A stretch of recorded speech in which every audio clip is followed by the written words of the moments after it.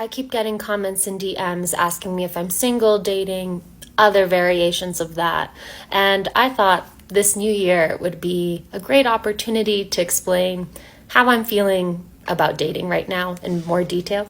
Let's say I pull out a jar and I go, guess what? There are 10 M&Ms in this jar. And you go, Laura, that's fucking amazing. I love M&Ms more than anything else in the world. And you're like, yep, get in here and pick out your M&M so you can be happy for the rest of your life. And then so you stick your hand in there and all of a sudden you're in horrible pain and you go, hey, what the hell? And I go, oh my God, I forgot to mention, also in the jar, it's filled with maggots and needles and acid. But keep sticking your hand in there. It's worth it to find the M&M. So you keep sticking your hand in there, but the maggots bite you or whatever maggots do and the needles stab you and the acid burns you. So you tell me, hey, this isn't fun for me at all. So I say, well, I think you're just really bad at picking out M&Ms and it kind of seems like you like getting bitten and stabbed and burned. But you need to get back in there because there are millions of other hands looking for those M&Ms. Here's some advice from people who found M&Ms before years ago, even though it sounds like they're not M&Ms at all. And so you keep trying, but you realize that every single time you stick your hand in here, you're just getting hurt.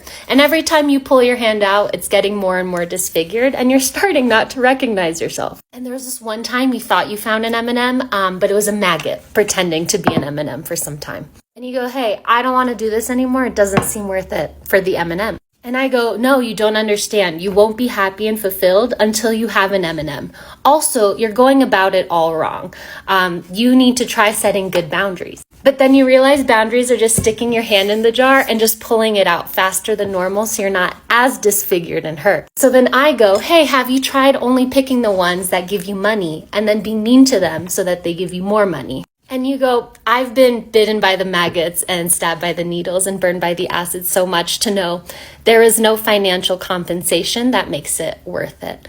Also, I can't even find a normal M&M. How am I going to find an M&M with money? So then I call you a pick-me that deserves to get hurt because you won't evolve your M&M picking strategy with the times. Hey, doesn't that make you want to punch me in the face really, really hard? Did I mention that all the while the maggots and needles and acid are screaming at you that you're too stuck up and you need to lower their standards and be their surrogate mommy or else you're going to die alone? But don't worry, they want you to stick your hand back in the jar because they're not going to bite and burn and stab you like those other ones did. Here's what I'm going to be doing. I'm closing the fucking jar. I'm going to throw the jar in the ocean and I'm going to work on fixing my hand. Am I ever going to stick my hand in the jar again? I really don't want to right now, but maybe that will change with time.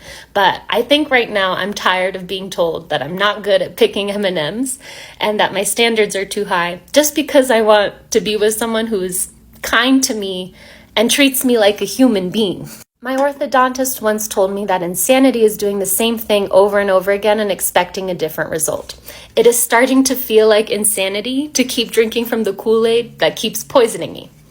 So I'm not anymore. Thanks.